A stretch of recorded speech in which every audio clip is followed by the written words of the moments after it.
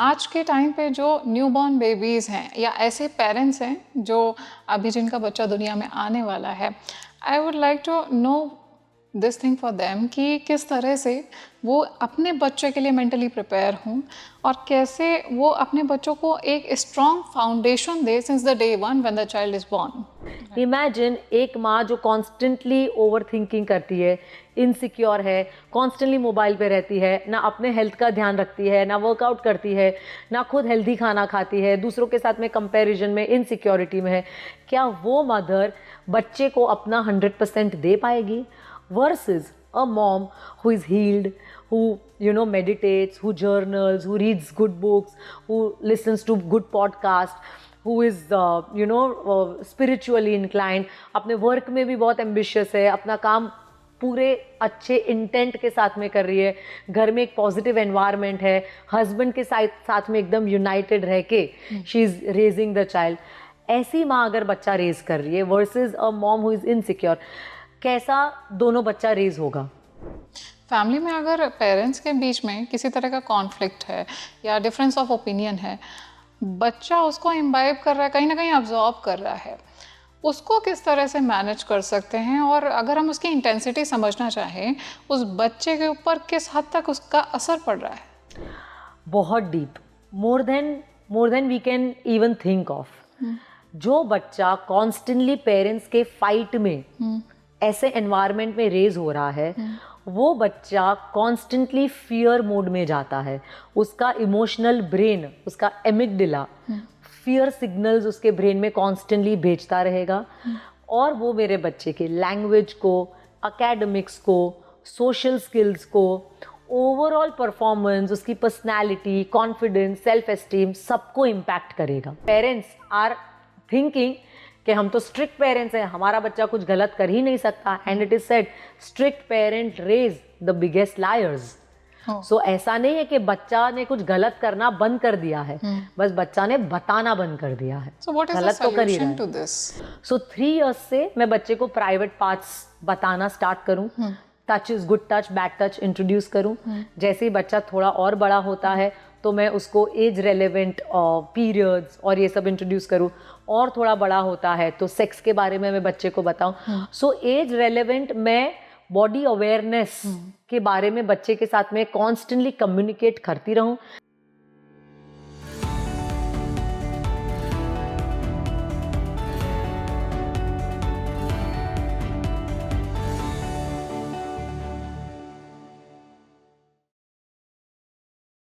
Hi friends, आप देख रहे हैं स्पीकिंग ट्री पॉडकास्ट और मैं हूं आपके साथ आपकी होस्ट माधवी।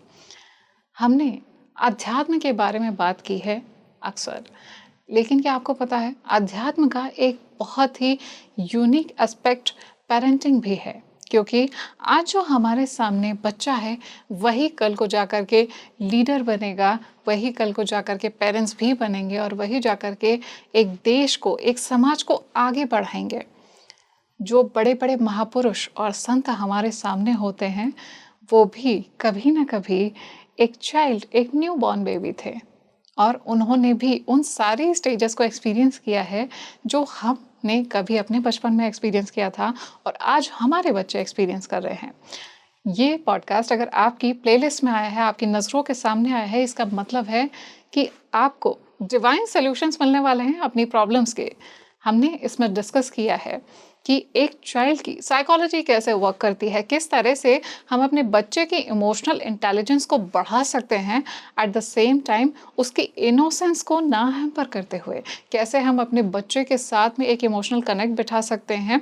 और 777 रूल की भी हमने बात की है, क्या कुछ छुपा हुआ है इस रूल में, क्या कुछ पेरेंटिंग हैक्स है और बच्चों के लिए क्या सॉल्यूशंस हैं अपनी प्रॉब्लम को ओवरकम करने के लिए। इसके लिए आपको ये पॉडकास्ट बिल्कुल एंड तक देखना पड़ेगा। सो कहीं मत जाइए और इस पॉडकास्ट को बिल्कुल एंड तक देखिए, क्योंकि इसमें हमने ये भी जाना है हाईली इवॉल्व सोल्स के क्या लक्षण होते हैं। वो लेडीज़ जो प्रेग्नेंट हैं वो अपने बच्चों को किस तरह से नर्चर कर सकती हैं जब वो उनके वूम में होते हैं। उसके साथ साथ न्यू बॉर्न बेबीज़ के पेरेंट्स किस तरह से डी स्ट्रेस हो सकते हैं, कैसे अपने चाइल्ड से कनेक्ट कर सकते हैं। ऐसे बच्चे जिन्होंने अपनी लाइफ में हार्ट ब्रेक्स एक्सपीरियंस किए हैं, फ्रेंडशिप्स टूटते हुए एक्सपीरियंस किए हैं, वो किस तरह से अपनी लाइफ को एक बेटर शेप दे सकते हैं और कैसे वो उन ग्रजेस से, उन प्रॉब्लम से बाहर आ सकते हैं, इन सभी बातों को हमने इस पॉडकास्ट में जाना है। तो इस वीडियो को बिना देरी किए आप बिल्कुल एंड तक देखिए। आप मुझे कमेंट सेक्शन में ज़रूर बताइए कि क्या ऐसी कोई प्रॉब्लम जो हमने डिस्कस की है ये आपने भी एक्सपीरियंस की है अपनी लाइफ में, अपनी फैमिली लाइफ में, या बच्चों के साथ में ऐसी कोई प्रॉब्लम आपने अपने सर्कल में आते हुए देखी है जिसका सल्यूशन इस पॉडकास्ट में आपको मिला है। इस डिस्कशन को आगे बढ़ाने के लिए हमारे साथ एक बहुत ही खास मेहमान जुड़े हुए हैं। मैं बहुत बहुत स्वागत करना चाहूँगी child psychology expert Shweta Merchant Gandhi ji का। बहुत बहुत स्वागत है Shweta. Thank you. Very excited for this podcast. Even I am feeling very delighted and excited equally, and I believe audience is also very delighted. Thank you everyone. So Shweta, आज के time पे एक shift देखने को मिल रहा है। Usually when I am observing the kids, बच्चों के अंदर एक इंक्लिनेशन डेवलप हो रहा है and they are much more spiritually inclined. हमें बच्चे को कहना नहीं पड़ता है कि आप जो भजन चल रहा है वहाँ पे आप बैठिए, आप मंदिर में जाइए, माथा टेकिए। Kids are doing it already, और ये इंक्लिनेशन बढ़ता हुआ देखा जा रहा है जो कि पहले 2 डेकेड्स में नहीं देखा गया। क्या साइकोलॉजी है इसके पीछे? What is the reason? How can we understand? So I think एक तो किड्स ना कुछ भी खुद से नहीं करते हैं. They are molded by the environment of the house. Right? Everything that kids are doing, it is some kind of exposure, environment, experience that kids are getting. 3 E's of parenting जो हम बोलते हैं, environment, exposure and experience. ये 3 चीजें कहीं ना कहीं बच्चों को इंट्रोड्यूस हुई है और वहीं से बच्चों ने ये पिकअप किया है. What we see is the overall consciousness of the planet, of people, is rising. People are getting more and more inclined towards spirituality. बहुत सारे researches अभी आते हैं that this generation is ditching alcohol. Yes. More than ever before. Yes. Right? And they are doing lot of, bhajan raves, lot of satsangs. So I think kahin na kahin there is a entire shift in the consciousness of the planet of people. And that is why बच्चे भी इससे introduce हो रहे हैं. For example both my kids, वो लोग हरे रामा हरे कृष्ण सुन के ही सो जाते हैं.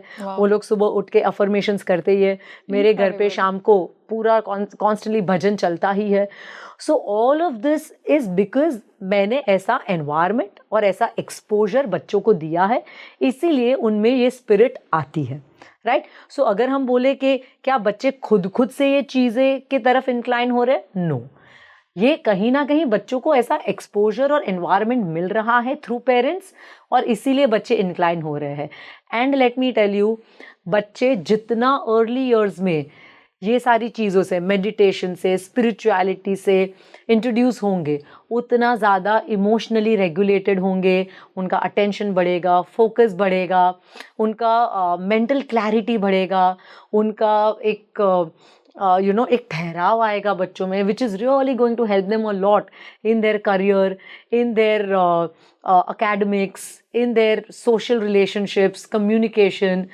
So ये सारी चीज़ें बच्चों को कहीं ना कहीं बहुत आगे पुश करेगा, बढ़ावा देगा. So हमें घर पे एक बहुत ब्यूटीफुल स्पिरिचुअल एनवायरनमेंट बनाए रखना है. घर का emotional climate has to be very light and very harmonious, very positive. And वो चीज़ें mothers generally ज़्यादा कर सकते हैं, because mothers are called the CEO of the house. Right. CEO का मतलब क्या है? Chief Energy Officer. Wow. Mother की एनर्जी जैसी होगी वो डायरेक्टली पास ऑन होगी बच्चों पे. आज के टाइम पे जो न्यूबॉर्न बेबीज़ हैं या ऐसे पेरेंट्स हैं जो अभी जिनका बच्चा दुनिया में आने वाला है, I would like to know this thing for them कि किस तरह से वो अपने बच्चे के लिए मेंटली प्रिपेयर हों और कैसे वो अपने बच्चों को एक strong foundation they since the day one when the child is born. Right. So let us see when the बच्चा इज इन द वूम्ब, तभी से हम बात करते हैं अबाउट गर्भ संस्कार. राइट? कि बच्चों को गर्भ संस्कार करवाना है. सो बेसिकली ये गर्भ संस्कार क्या है कि right from the time my बच्चा इज इन द वूम्ब, मैं उसको कामनेस, फोकस, एक मेडिटेटिव फीलिंग दूँ जिससे मेरे बच्चे का वाइब्रेशनल फ्रीक्वेंसी बढ़े, जिससे मेरे बच्चे का ब्रेन डेवलपमेंट बहुत सूदिंग एंड कामिंग वे में हो. And for young parents, for new parents, मेरा एक बहुत स्ट्रॉन्ग मैसेज रहेगा through my experience of 13 years in the early education industry. I run a school. मेरे यहाँ पे 500 किड्स आर देयर एंड मैं पेरेंट्स के ऑन डेली बेसिस काउंसलिंग करती हूँ. मेरा एक बहुत स्ट्रॉन्ग मैसेज पेरेंट्स को ये रहेगा कि आपको एज पेरेंट्स खुद को हील करना पड़ेगा. You have to be a better version of yourself. आपके अंदर there are lot of wounds, there are lot of triggers जो आपको बहुत ट्रिगर करता होगा कहीं ना कहीं. So you have to rise above it, you have to heal yourself. आपको आपका एंगर, आपका frustration, irritation, insecurity, jealousy, comparison, ये सब से आपको जनरेशनल ट्रॉमा से आपको खुद को इनर वर्क करके हील करना पड़ेगा. Only and only then will you be able to be the best version of yourself. और बच्चे ना अपने कान से नहीं सुनते, वो अपने आंखों से सुनते हैं. So what you do, how you do, आप किस तरह से खुद को कंडक्ट करते हो, आप कितने शांत हो, आप किस तरह से लोगों से बात करते हो, आप कितने काइंड हो, the way you treat people around you, are you more giving. आप जिस तरह से कंडक्ट करोगे, आपके बच्चे वही एनवायरनमेंट में रेज होंगे. और आपकी वाइब्रेशनल फ्रीक्वेंसी जब हाई होगी तो बच्चा वही फ्रीक्वेंसी में रेज होगा और उसकी फ्रीक्वेंसी भी राइज होगी. अगर आप कॉन्स्टेंटली नेगेटिव हो, आप चिल्लाते रहते हो, झगड़ा करते हो, तो बच्चा वही फ्रीक्वेंसी में रेज हो रहा है और बच्चे को लगेगा ये सब नॉर्मल है, बच्चे के लिए ये नॉर्मल बनेगा. बट क्यों नहीं हम बच्चों के लिए गुड वाइब्रेशनल एनर्जी एक नॉर्मल बनाए. सो उसके लिए पेरेंट्स को खुद पे काम करना, खुद का इनर वर्क करना, खुद को स्पिरिचुअली ग्रो करना बहुत ज़्यादा ज़रूरी है. सो श्वेता, अभी आपने बात किया गर्भ संस्कार की. इसके पहले कि हम बच्चों की बात करें, let's talk about the parents. Parents जिनके न्यूबॉर्न बेबीज होते हैं, दे कांट इवन स्पीक, बात भी नहीं कर पाते वो बच्चे. उनको बच्चे कैसे, मैं कहूँगी उनको नए पेरेंट्स कैसे समझेंगे कि what my child need right now and how shell I fulfil उसका जो भी डिज़ायर्स है या जो कुछ भी उसके साथ में प्रॉब्लम आ रही है बच्चे को, उसको हम कैसे समझेंगे. And the second point is कि स्लीपलेस नाइट्स होती हैं पेरेंट्स के पास में, बच्चा रो रहा है, आपकी नींद भी पूरी नहीं हो पा रही है और समहाउ आज न्यूक्लियर फैमिलीज़ का ज़माना है, तो ऐसे में पेरेंट्स शिफ्ट एक्सचेंज करते हैं. तो ऐसे में वर्क लाइफ बैलेंस भी एक बहुत बड़ा क्वेश्चन आ जाता है. Absolutely. अपने आप को मेंटली प्रिपेयर कैसे करेंगे वो? So basically first when we talk about that parents जब बच्चों को किस तरह से एनवायरनमेंट दे, बच्चों को किस तरह से समझे न्यू बॉर्न बेबीज को. सो लेट अस अंडरस्टैंड, बच्चा जब बॉर्न होता है ना, तो वो इनिशियल 0 to 2 years में पेरेंट्स के साथ में सिर्फ एक चीज एक्सपेक्ट कर रहा है. वो क्या है? Connection, connection and connection. आप मेरे साथ में सिंग करो, प्ले करो, ललबाइज करो, राइम करो. आप मुझे don't buy me fancy toys, मुझे यूटेंसिल्स, बर्तन दे दो जिससे मैं खेल सकूं, पानी दे दो जिससे खेल सकूं, राजमा, चावल, गेहूं ये सब दो जिससे मैं खेल सकूं. Sensory, right. सो बेसिकली बच्चा पता है क्या मांग रहा है? सिर्फ और सिर्फ आपका presence is the biggest present for your child. And that's the biggest brain development tool for your child. Beautiful. बच्चा कोई भी फैंसी टॉयज या मुझे एग्जॉटिक वेकेशंस ये सब नहीं मांग रहा है. और पेरेंट जो कंफ्यूज है कि मुझे मेरे बच्चे को बेस्ट देना है, मैं ये ऑर्डर करूंगा ऑनलाइन, ये टॉयज ऑर्डर करूंगा और इससे मेरे बच्चे का ब्रेन डेवलप होगा. Please stop all that. आपका बच्चा ये सब मांग ही नहीं रहा है. बच्चे के ब्रेन को ये सब चाहिए ही नहीं. बच्चे के ब्रेन को आपका प्रेजेंस चाहिए, आपका कामनेस चाहिए, आपका पेशेंस चाहिए. और आप जो भी चीज़ कर रहे हो ना, आप किचन में हो तो मुझे टॉयज दे दो. आप जो काम कर रहे हो, अगर आप if you are folding the clothes, मुझे वो दे दो. मुझे हर चीज में इन्वॉल्व करो, बिकॉज घर में ही जितने चोर्स है ना, वो सब मेरे लिए टॉयज है. right. So that's the best thing. Now we talk about के balancing modern life, sleepless nights and work and family किस तरह से balance करें. Well, let me tell you, your बच्चा does not want के आप कॉन्स्टेंटली बच्चे के साथ में 24/7 रहो. मतलब बच्चे के लिए हम एक ऐसा इकोसिस्टम क्रिएट करें जहाँ पे if mom and dad are working, at least पीछे से कोई फैमिली मेंबर है, दादी नानी हुएवर, जो बच्चे के साथ में है, और if there is some nanny जो ट्रस्टेड पर्सन है, जो बच्चे के साथ में कनेक्ट कर सके, बच्चे के साथ प्ले कर सके, बच्चे को समझ सके, जो पेशेंट है, जो काम है, ऐसा एक इकोसिस्टम हम क्रिएट करें। एंड आपका जो भी सर्कमस्टेंस है लाइफ का, उसमें आप अगर दिन के 2 घंटे डेडिकेटेड बच्चों को दे सकते हो ना, आपका 100% प्रेजेंस, विदाउट फोन, विदाउट आपका work pressure, it is enough for your child. ये बिल्कुल मैं ये नहीं कहूँगी कि आपको पूरा दिन बच्चे के पास रहना ही पड़ेगा तभी आप बेस्ट पेरेंट हो। नो, सबके सर्कमस्टेंसेस अलग है लाइफ के। तो कोई फैमिली जॉइंट है, कोई फैमिली न्यूक्लियर है, कोई फैमिली अलग रहती है, कोई सिंगल पेरेंट है। आपका जो भी सर्कमस्टेंस है उसमें से आप टाइम निकाल के, in whatever time, are you able to give the best to your child? Are you able to give 100% of whatever time you have decided that this is my time for my बच्चा? अगर आप 100% उसमें दे पा रहे हो, is enough for your child. सो आपको ना constant guilt में नहीं रहना है कि वो तो बच्चे को 4 घंटे देते हैं और मैं तो सिर्फ 1 घंटा दे पाती हूँ। It means she is a better mother, it means she is giving more to the child, it means her brain is developing more. नहीं, वॉट एवर यू हैव, उसमें से whatever best you can make is best for your child. वो mindset से हम अगर work करेंगे ना, तो हम हमारा घर का एनवायरनमेंट बहुत पॉजिटिव इमोशनल क्लाइमेट क्रिएट कर पाएंगे, रादर देन क्राइसिस कि वो मैं ये नहीं कर पा रही हूँ, वो नहीं कर पा रही हूँ। वो गिल्ट में, क्राइसिस में पेरेंटिंग नहीं करना है। हमें एक पॉजिटिव माइंडसेट के साथ में that whatever we have उसका हम बेस्ट बनाएंगे, वो माइंडसेट के साथ में पेरेंटिंग करना है। श्वेता, जैसे अभी आपने गर्भ संस्कार के बारे में बात किया, तो when a woman conceives a child, किस तरह से उसका थॉट्स होना चाहिए, थॉट प्रोसेस होनी चाहिए, जिससे बच्चे को ज़्यादा से ज़्यादा नर्चरिंग मिले और बच्चा जब पैदा होना तो उस मतलब एक हेल्दी स्टेट में पैदा हो? So basically, as I already told, there is one thing that I want all the parents to understand the most is to have your healing first.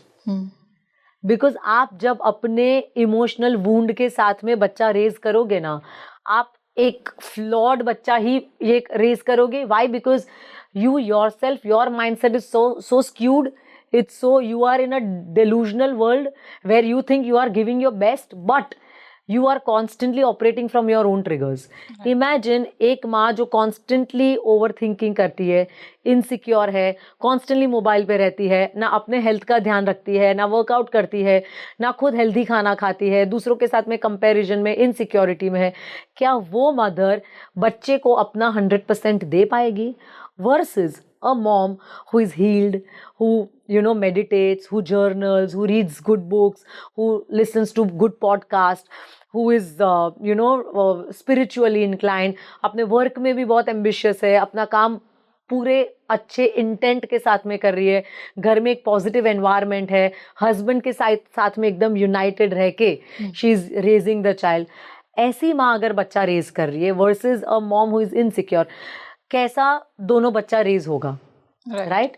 सो ये पेरेंट को ही सोचना है दैट फॉर माई बच्चा I have to raise myself, I have to heal myself, I have to become the best version. Because आप समझ लो that हम सब के कहीं ना कहीं there are emotional triggers, emotional wounds, हम सब के हैं। Right. कोई भी परफेक्ट नहीं है, हम सब कुछ ना कुछ जनरेशनल ट्रॉमा लेके ही आए हैं। बट वो अवेयरनेस होना that this is my generational trauma, ये मेरे बचपन में मेरी मम्मा ने, मेरे घर में ऐसा था इसीलिए मैं ऐसा सोचती हूँ, वो ब्रेक करना, वो सबसे पहले तो वो अवेयरनेस आना कि ये शायद गलत हो रहा है, ब्रेक करना, खुद पे वर्क करना, खुद को हील करना और बच्चे के लिए खुद को तैयार करना। मतलब जो हमने झेला हमारा बच्चा उसको फेस ना करे। एब्सोल्युटली, मतलब जो चलते आ रहा है generation to generation, it stops with me and I give my best to my generations that coming all the generations will be blessed. Beautiful indeed. जब मैं घर पे ग्रैटिट्यूड, डिवाइन ग्रेस, मैं बहुत ज्यादा एक गिविंग नेचर ये सब लेके चलूंगी, तब जाके I am going to heal. Beautiful. Shweta, जैसे किड्स हैं These days kids are very much emotionally vulnerable. तो ये जो इमोशनल vulnerability है ये अभी बढ़ गई है या पेरेंट्स ने अभी नोटिस करना शुरू किया है? So let us understand, with internet evolution, Yeah, lot of people have become very vocal yeah, about thoughts, emotions, about depression, about anxiety.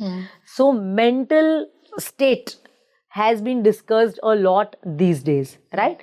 So of course पहले भी इमोशनल वल्नरेबिलिटीज थी हमारे टाइम पे भी, बट हमें वॉइस आउट करना नहीं आता था, या अगर करते थे वो टैबू माना जाता था, इसलिए हम चुप रहते थे, right? right. So basically what has happened now is that we must understand that abhi there is a lot of awareness about it, emotional vulnerability ki, and hence dialogues itne aa rahe hai, which is great.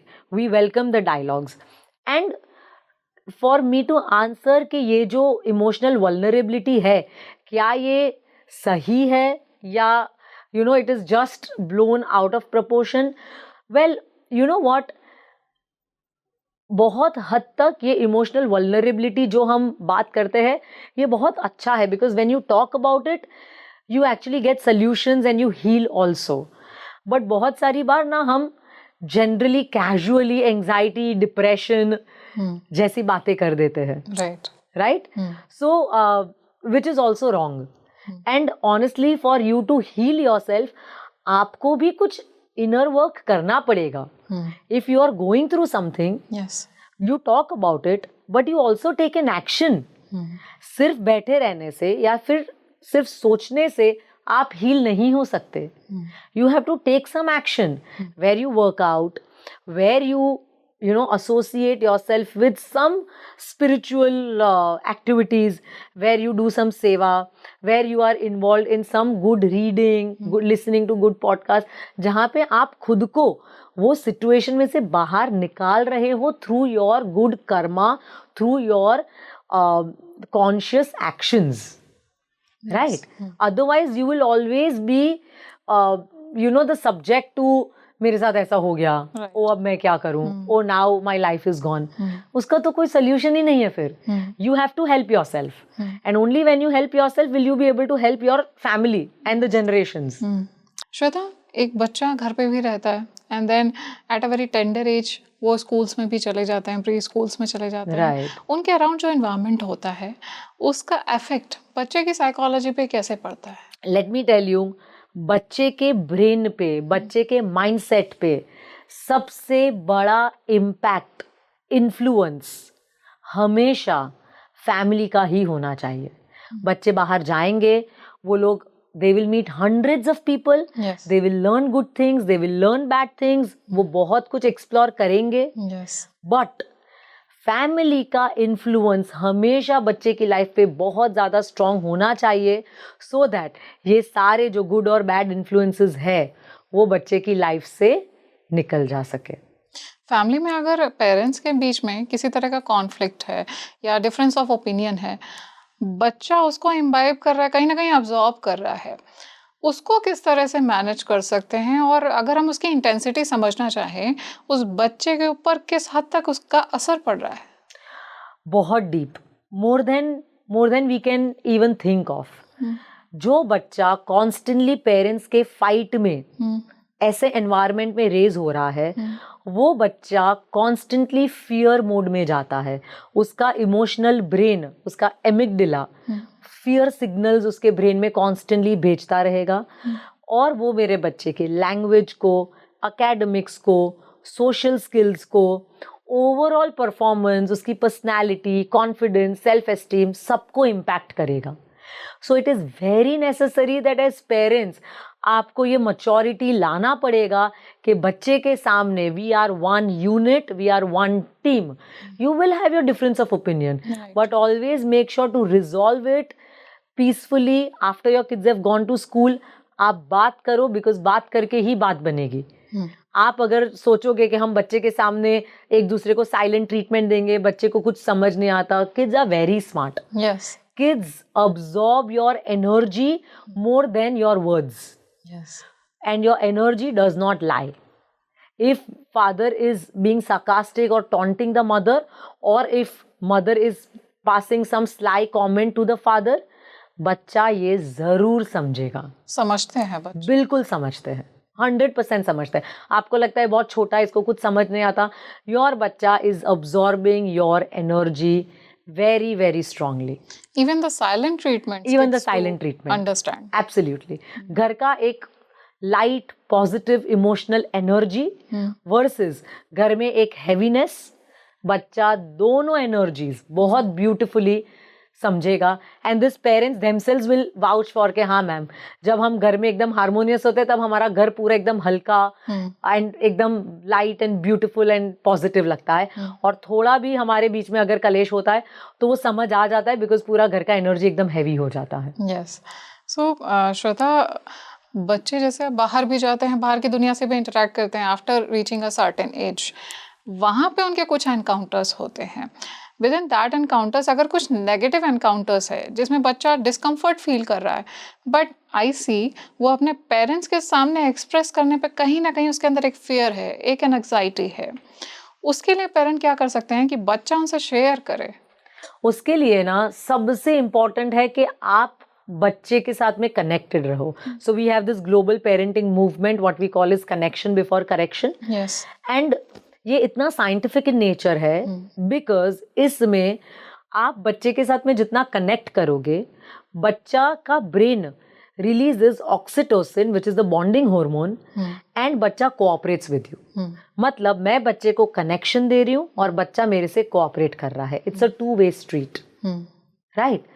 But अगर मेरा बच्चा मेरे साथ में connection feel ही नहीं करता, जब मैंने बच्चे के साथ में ना क्वालिटी टाइम स्पेंड किया है, ना मैं प्ले करती हूँ, ना मैं बच्चे की लाइफ में एक्टिव रोल प्ले नहीं कर रही हूँ, मैं बहुत पैसिवली अपने ही लाइफ में हूँ और बच्चा ऑटो पायलट पे खुद ही बड़ा हो रहा है, दैट बच्चा will naturally feel disconnected with the family और वो आके नहीं बताएगा what the parent is, what I am going through.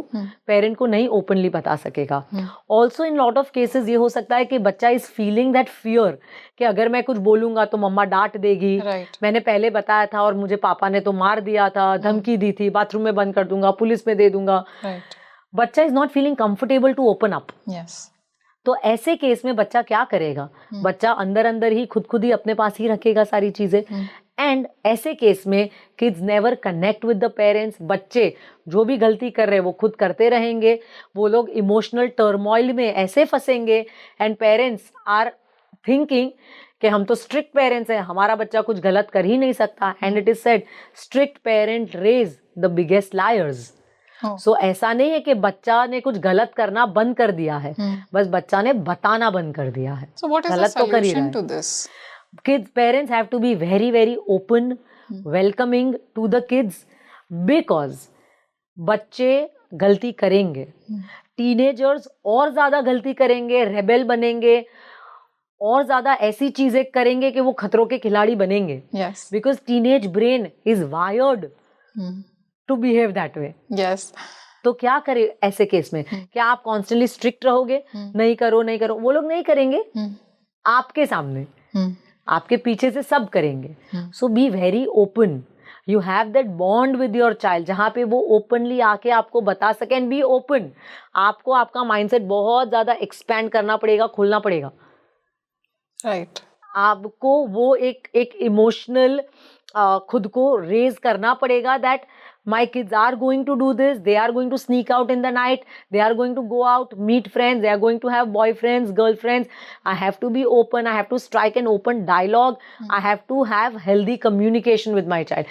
Because अगर communication नहीं होगा, maturity नहीं होगा, मेरा बच्चा गलती करेगा. Yes. Shweta, we are talking about parents. Parents में मदर्स के पास में मैक्सिमम टाइम बच्चा रहता है, मदर से ज़्यादा कनेक्टेड फील करता है.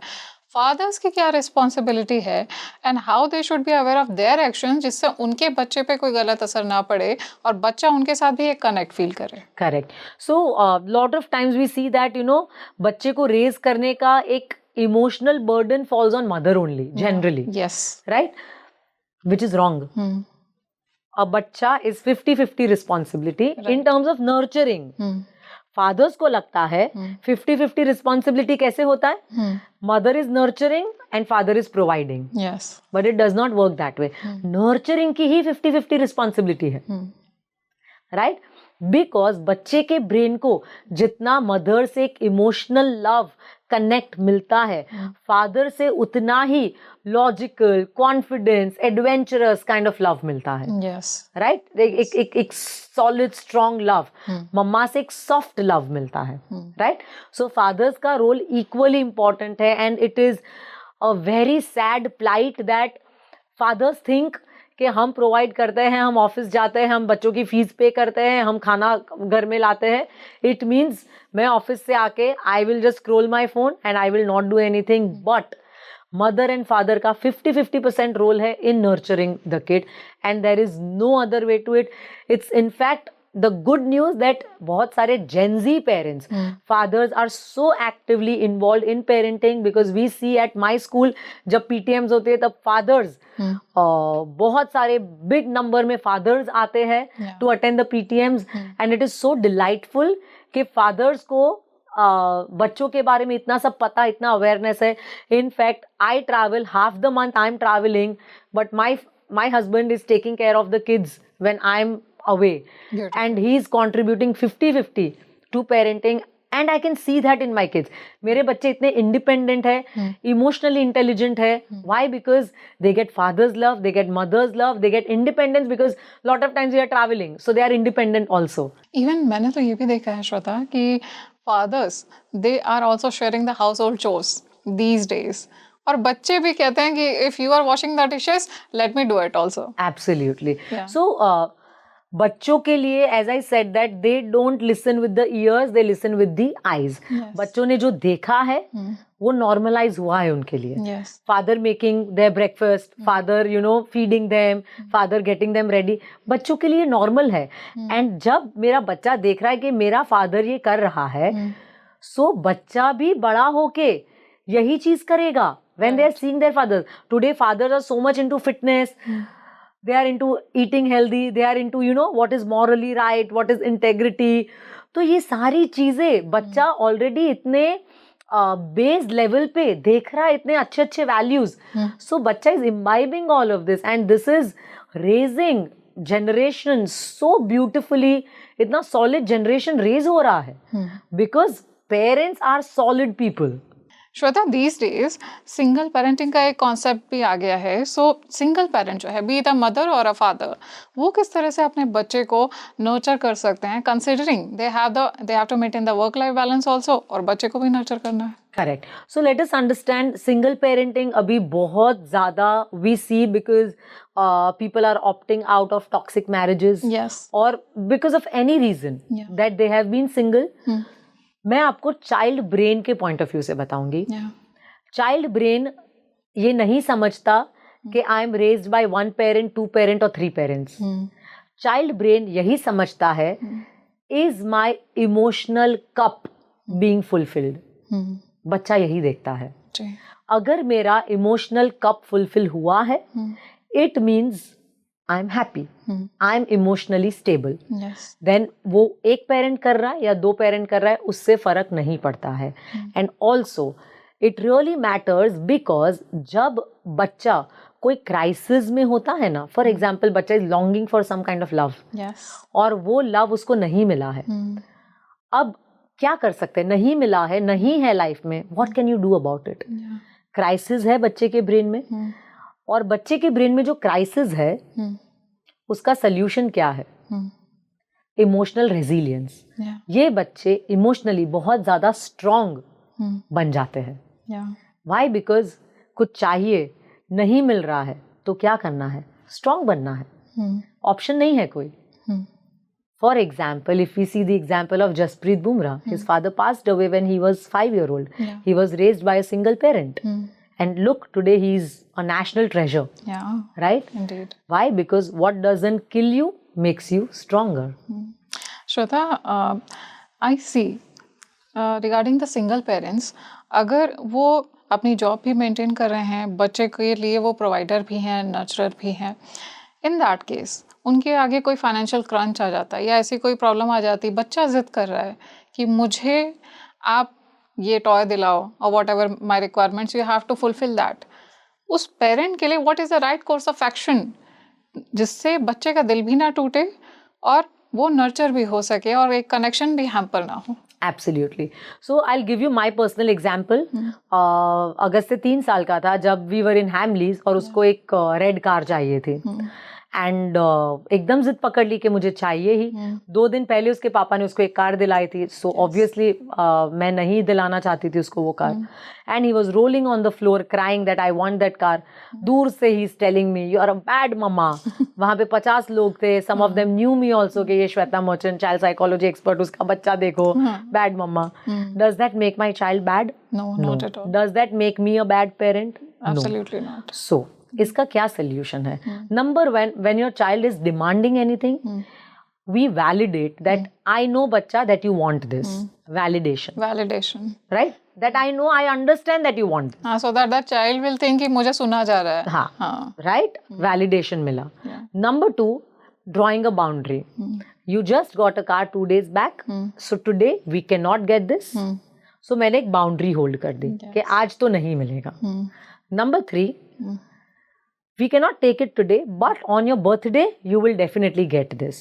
ठीक है, मैंने उसको एक promise भी किया। दे दी। Number 4, मैं क्या कर रही हूँ? You want to cry right now? I know you are feeling very sad. Labeling the emotion. Yes. I know you are feeling very sad. If you want to cry, I get it. I understand if you want to cry, but we cannot get it. मैं आपके साथ बैठूंगी. I will sit with you. I will caress you. I will rub your back, but we cannot get it. ये पूरे में क्या मैंने मेरे बच्चे के साथ में इमोशनल कनेक्ट तोड़ा? नहीं तोड़ा। क्या मैंने मेरे बच्चे को नहीं समझा? क्या मैं रूड हुई? क्या मैंने उसके इमोशंस अंडरस्टैंड नहीं किए? मैंने सब कुछ पॉसिबल साइंटिफिक वे में उसके ब्रेन को चाहिए वैसे किया एंड इमोशनल कनेक्ट भी रखा। These are the scientific steps जो पेरेंट्स कर सकते हैं जहाँ पे इमोशनल कनेक्ट भी ना टूटे एंड हम बाउंड्रीज भी होल्ड करें। इस पूरे एपिसोड में क्या मुझे मेरे बच्चे पे चिल्लाने की जरूरत है? नहीं। क्या मुझे मेरे बच्चे को बाथरूम में बंद करने की, उसको धमकी देने की, उसको मारने की, पुलिस को दे दूंगी, you are a bad kid, कुछ भी करने की जरूरत है? नहीं। I have to be very calm. I just have to validate my child's emotions. I have to understand his brain. I have to hold my boundary and I have to maintain the connection that I am with you no matter what.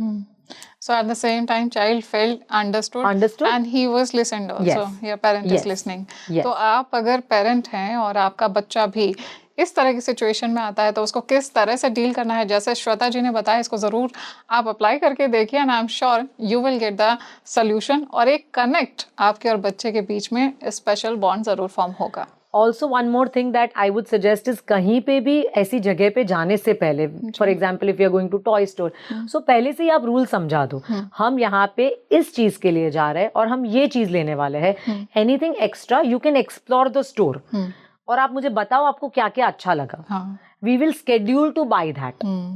But on the spot आप अगर जिद करोगे वो नहीं होने वाला। And I believe at the same time the kid will understand the budgeting and the planning also. Absolutely. So हमें बच्चे को पहले प्रिपेयर करना है उसके ब्रेन को। वहां पे जाके बच्चे के ब्रेन को शॉक नहीं देना है कि मुझे चाहिए और मुझे नहीं मिला।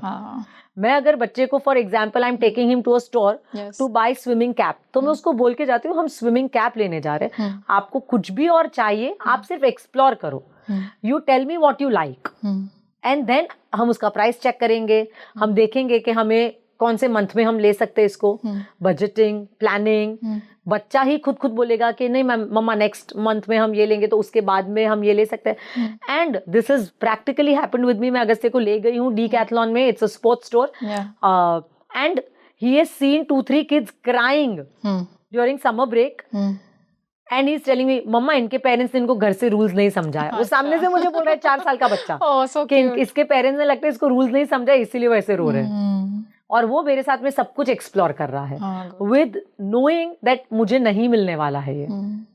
राइट, हम बच्चों को पहले से मेंटली प्रिपेयर कर दे। श्वेता, छोटे बच्चे like below 8 year old, if we are talking about the kids, they do not know how to express themselves completely, which I see this thing in them often.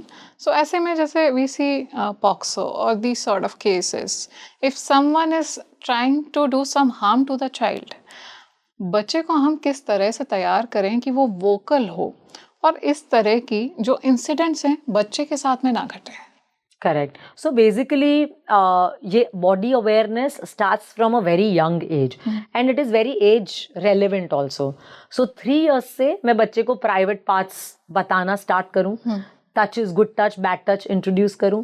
जैसे ही बच्चा थोड़ा और बड़ा होता है तो मैं उसको एज रेलेवेंट पीरियड्स और ये सब इंट्रोड्यूस करूं. और थोड़ा बड़ा होता है तो सेक्स के बारे में मैं बच्चे को बताऊं. सो एज रेलेवेंट मैं बॉडी अवेयरनेस के बारे में बच्चे के साथ में कॉन्स्टेंटली कम्युनिकेट करती रहूं. मैं स्टोरी टेलिंग के थ्रू बच्चे को कुछ किस्से ऐसे सुनाऊं जिससे बच्चों एकदम प्रॉपरली उसके ब्रेन में इम्प्रिंट हो जाए. What is good touch, what is bad touch, जब स्ट्रेंजर डेंजर क्या है, किस तरह से मैं घर पे थोड़ा रोल प्ले करके सिखाऊं बच्चे को. The best way to tell your child anything is जब आप बच्चे को रात को सुला रहे हो, तब बच्चा का ब्रेन बहुत ज़्यादा शांत है, उसका thinking brain prefrontal cortex is activated. तब बच्चा हर चीज़, हर मैसेज बहुत ब्यूटीफुली रिसीव कर सकता है. सो तब मैं बच्चे को कोई ब्यूटीफुल स्टोरी टेलिंग वे में उसको एक स्टोरी बता के समझाऊं तो मेरा बच्चा समझ जाए and he is already prepared for that situation. And it all starts with connection and communication. So Shweta, when a kid reaches adolescence, ऐसा होता है कि बच्चों में अपनी थिंकिंग एबिलिटी डेवलप हो रही होती है दैट टाइम, और पेरेंट्स ने जो भी बताया okay somehow they are like okay I don't want to listen the lectures. Absolutely. But एक जो जनरेशन गैप है, डिस्पाइट दैट जनरेशन गैप, बच्चे कैसे अपने पेरेंट्स के साथ में एक कनेक्शन फील करें, इसके लिए पेरेंट्स किस तरह से उनके साथ में एक बैलेंस मेंटेन कर सकते हैं कंसिडरिंग दैट एज, क्योंकि kids are not really willing to listen to you. Right? Yeah. So, and this is my advice to all the parents, that have a mentor for your child.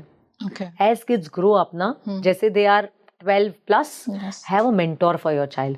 आपके family में, आपके उनके teachers में कोई एक ऐसा person identify करो जो बच्चा रिस्पेक्ट करता हो.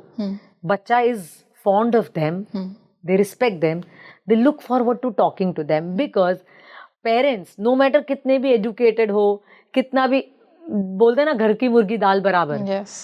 एंड पेरेंट्स का एक कम्युनिकेशन स्टाइल होता है, एक तरीका होता है जो बच्चे के ब्रेन में बहुत ज़्यादा एक सेट हो जाता है. So they don't want to generally listen. Yes. Right? So ऐसे केस में बच्चे के साथ में हमेशा एक गॉड मदर या गॉड फादर होना चाहिए जिनके साथ में हम भी कम्युनिकेट करें, बच्चा भी कम्युनिकेट करे कि अगर मुझे मेरे बच्चे को कुछ I want to give him advice on anything या कुछ गलत कर रहा है, I speak with that mentor जो मेरे बच्चे के साथ में अल्टीमेटली बात कर सके. सो आइडेंटिफाई दैट पर्सन कि आपकी फैमिली में, आपके नोन में ऐसा कौन एक पर्सन है जो मॉरली बहुत स्ट्रांग है, जो थोड़ा सक्सेसफुल है, जो माई बच्चा लुक्स फॉरवर्ड टू. उनके थ्रू हम कम्युनिकेट कर सकते हैं. हम डायरेक्ट कम्युनिकेशन भी कर सकते हैं, but a mentor communication is a very effective communication. Shweta, we see there are so many evolved souls. जैसे you were referring to saints, you were referring to such highly, I will say, evolved persons जिनका एक frequency एक normal human से बहुत ज़्यादा है. उनका brain किस तरह से फंक्शन करता है when they are at very tender age, considering like age of 5. वो मैं देखती हूँ कि वो बचपन से ही मेडिटेशन कर रहे हैं, बचपन से ही अगर माँ को याद कर रहे हैं, बचपन से ही सारी बातें सुन रहे हैं, अपनी जिम्मेदारियाँ फुलफिल कर रहे हैं. कैसे वर्क करता है उस बच्चे का psychology? Very beautiful question.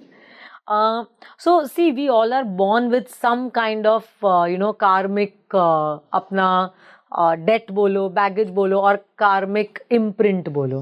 Right? We are born with that. And ऐसे केस में whenever a child is born to a mother, वो बच्चे का एक बहुत ज़्यादा नेचुरल इंक्लिनेशन होता है टूवर्ड्स मेडिटेशन, टूवर्ड्स स्पिरिचुअलिटी. जब वो बच्चा बहुत इवॉल्व होता है, जब उसका वाइब्रेशनल फ्रीक्वेंसी बहुत हाई होता है, फ्रॉम बचपन से ही वो बच्चा थोड़ा अलग दिखेगा, थोड़ा एज से ज़्यादा मच्योर्ड लगेगा, समझदार होगा, लेट गो करना उसके लिए बहुत इजी होगा, उसका नेचर बहुत ज़्यादा शांत होगा, उसका प्रभाव बहुत ज़्यादा स्ट्रॉन्ग होगा. सो ये बच्चा कार्मिकली इवॉल्व सोल है. राइट?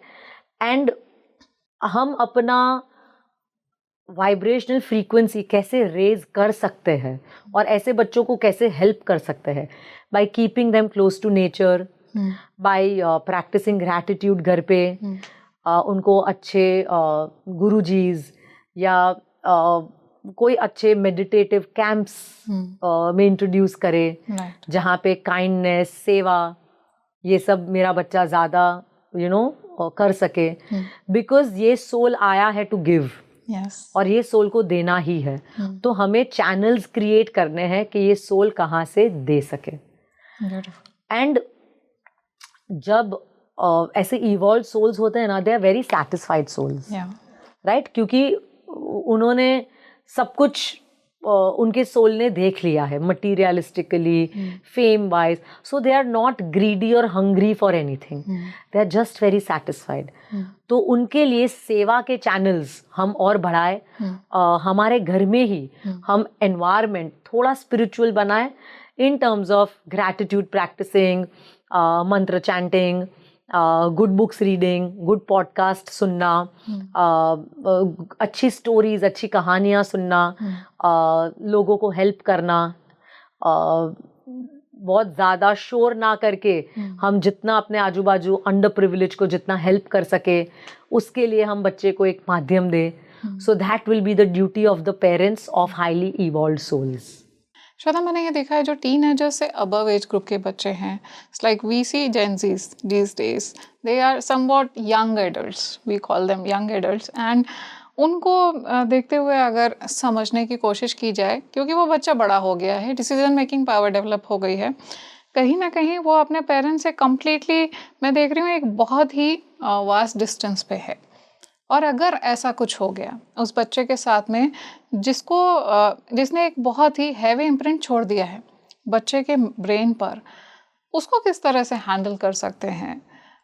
अगर वो पहले अपने बचपन में उसने कम्युनिकेट नहीं किया, but at this time for some what reason वो कहीं ना कहीं, जस्ट बिकॉज कि वो एक ऐसी एज डेवलप हो गई है, now he is at the verge of becoming adult, we are already an adult, now that kid is sharing with us, हम कैसे उसको और ज़्यादा इमोशनल सपोर्ट दे सकते हैं?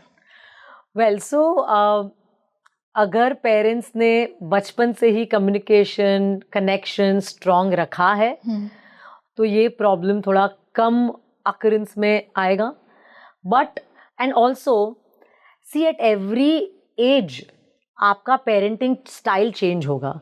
0 to 7 years में you are the comfort for your child, right, बच्चे को कॉन्स्टेंटली आप चाहिए। 7 to 14 years में आप बच्चे के अराउंड आपसे फैसिलिटेट करें, एंड 14 to 21 years में, इसको 7-7-7 रूल कहते हैं, 0 to 7 years, 7 to 14 years and 14 to 21 years.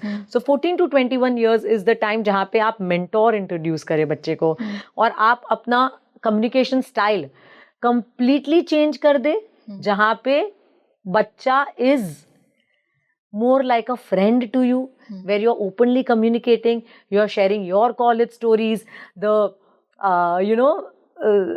खुराफाती चीजें जो आपने की है वो आप शेयर करो, तो बच्चा आपके साथ में कनेक्टेड फील होगा, ओपन होगा।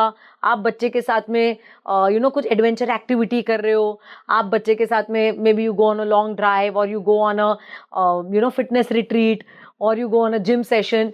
बच्चे को जो अच्छा लगता है उसमें आप इन्वॉल्व हो जाओ, और आप वो काम करो for your child, right.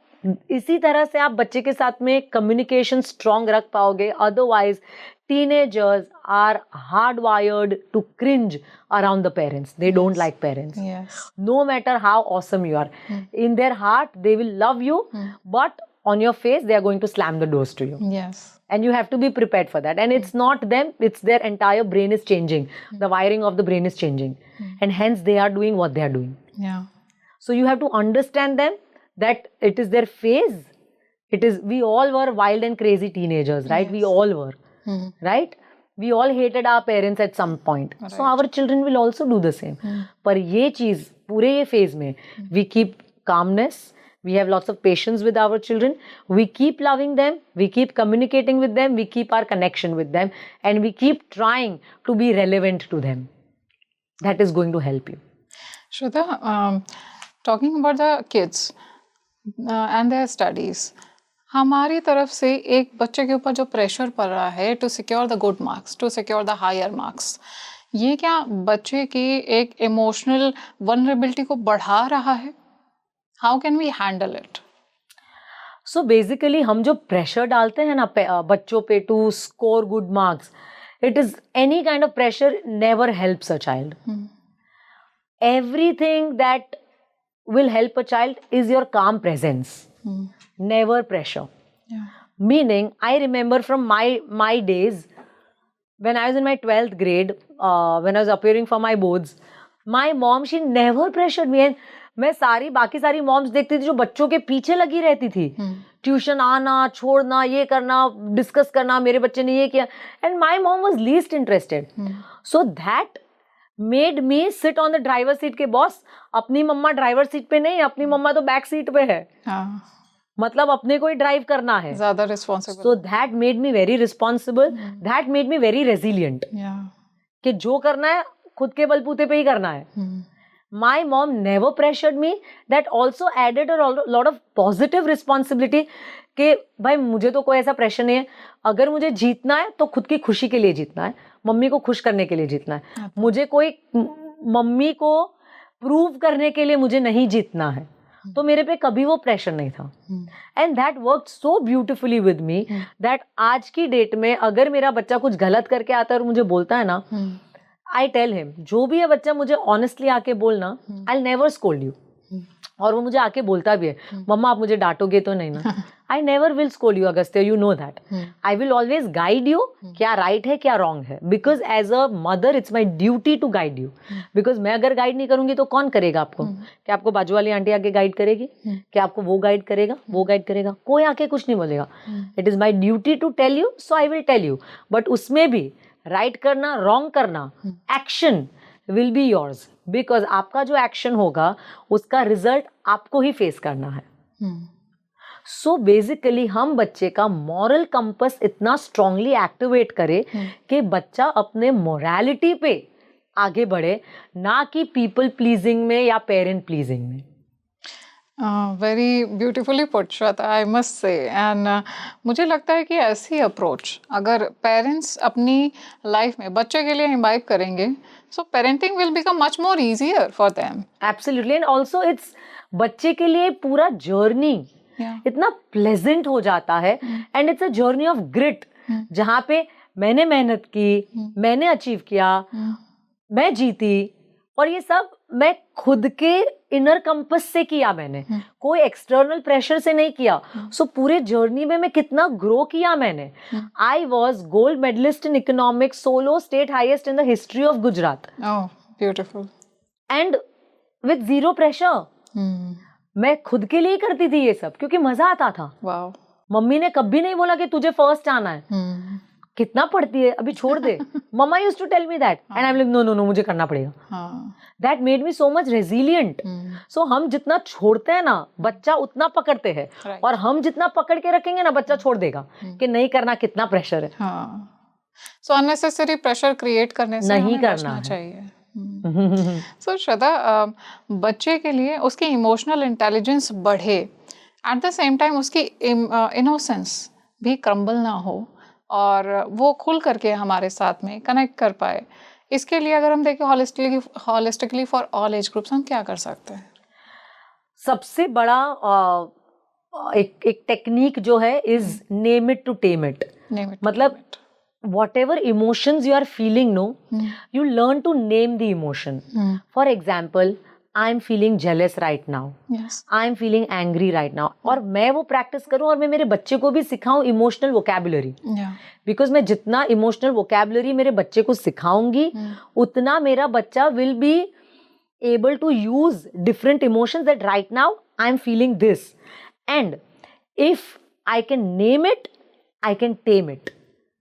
And ये इमोशन जो है, ये मैं first time, it's not an alien emotion, ये मैं पहले भी एक्सपीरियंस कर चुका हूँ and I have handled it, and this time also I will be able to handle it. Beautiful. Right? So emotional intelligence का first step is name it to tame it. आप emotional vocabulary बढ़ाओ, emotional literacy घर में बढ़ाओ. Number 2, identify your own triggers, कि क्या चीजें हैं जो मुझे ट्रिगर करती है, मुझे क्या वर्क खुद पे करना है. You think about that, you reflect on that, कि अगर ये ऐसा बोलता है तो मैं बहुत ट्रिगर हो जाती हूँ, तो मुझे वर्क करना है कि मैं उस पर ट्रिगर ना हूँ. I have to heal myself, right? Number 3, मैं ये बहुत फ्रीक्वेंटली मेरे बच्चों के साथ में करती हूँ. मैं ना अगस्त्य को केस स्टडीज देती रहती हूँ. अगस्त्य, आज ना मेरी फ्रेंड ने मेरे साथ में बहुत रूडली बात किया, मुझे अच्छा नहीं लगा, मुझे क्या करना चाहिए? तो मम्मा आप दूसरे फ्रेंड के साथ खेलने लगो, उसमें क्या हुआ? अच्छा. नाउ मैं ना अपने प्रॉब्लम्स हाइपोथेटिकली क्रिएट करके अगस्त्य को देती हूँ. हाँ, कि automatically he will get the solution. Yes. And जब वो ऐसी सिचुएशन फेस कर रहा है, तब ही ऑलरेडी नोज द सॉल्यूशन. या श्वेता, मैंने ना I keep reading the comments. हम लोग जो पॉडकास्ट करते हैं उसमें कमेंट्स आते हैं. एक कमेंट ऐसा था दैट एक्चुअली टच्ड मी. वो एक ग्रोइंग चाइल्ड का कमेंट था. Let's talk about the growing child. उसका कहना था कि they go through the heartbreaks, they go through the broken friendships. Trust किस पे करें? And even if they want to communicate with their parents, तो पेरेंट्स उनको अंडरस्टैंड नहीं करते हैं. Talking about that growing child, where shall that child find the resort? उसको क्या करना चाहिए? Heartbreaks, broken friendships are a very natural part of your growth. Yes. You will experience it, you will go through it, and you will become stronger, you will come out stronger. Yes. Right?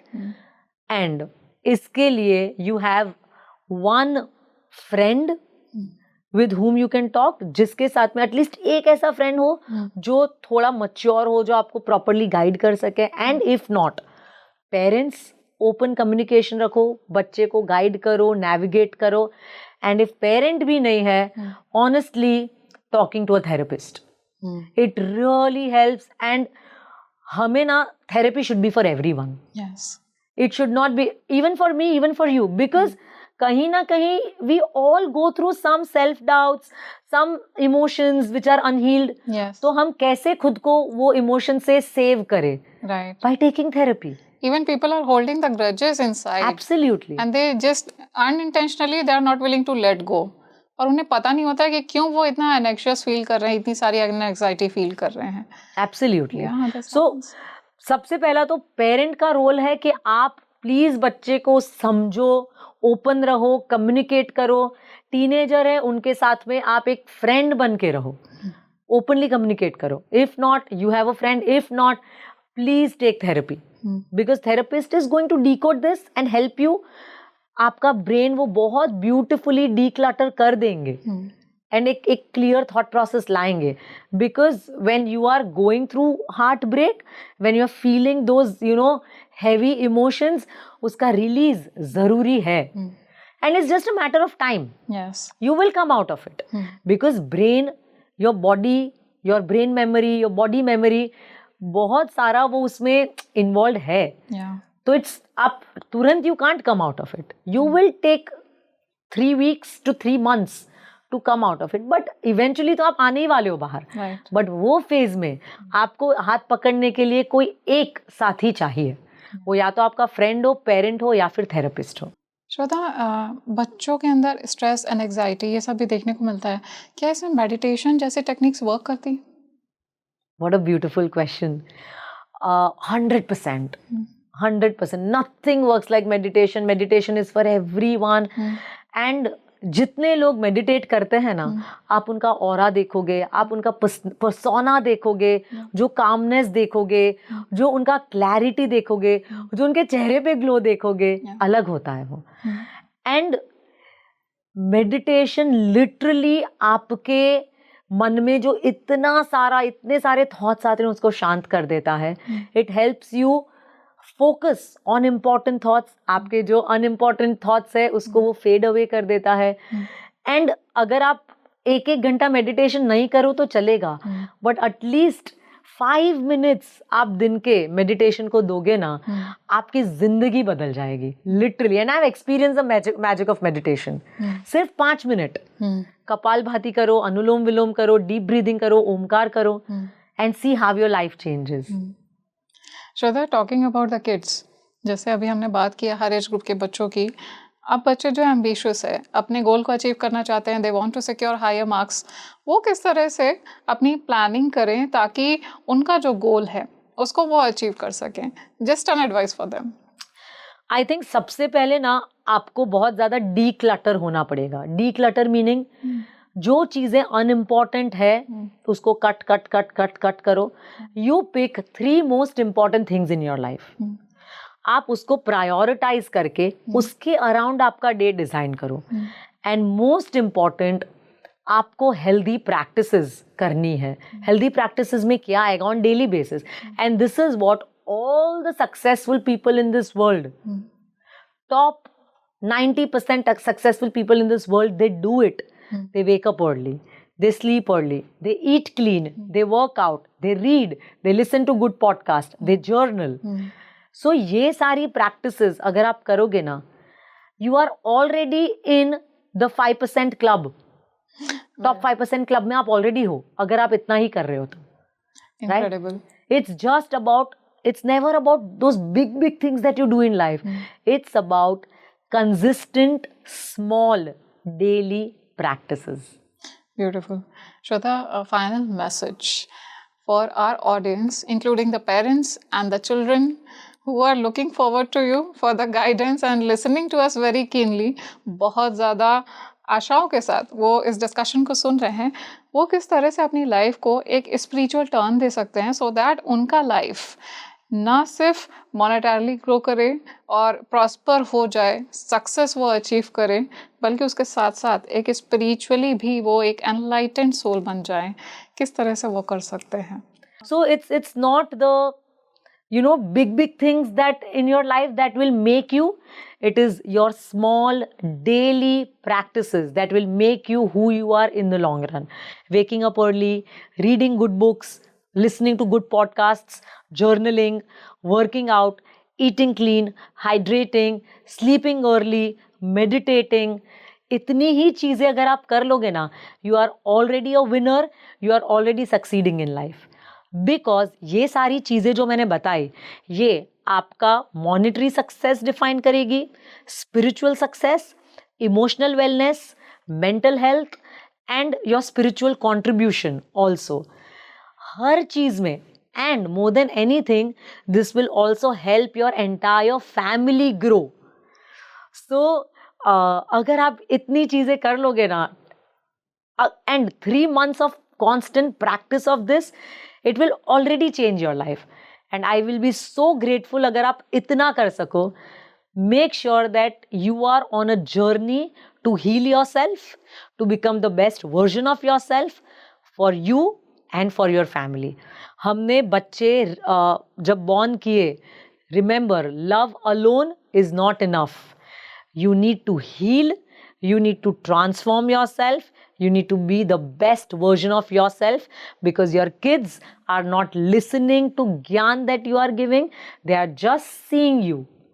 आप क्या हो, आप कैसे हो, आप क्या क्या करते हो, आप कैसे लोगों से बात करते हो, क्या आप सेवा करते हो, क्या आप स्पिरिचुअल हो, क्या आप काम रहते हो, आप बड़ी बड़ी सिचुएशन, टफ सिचुएशन कैसे हैंडल करते हो.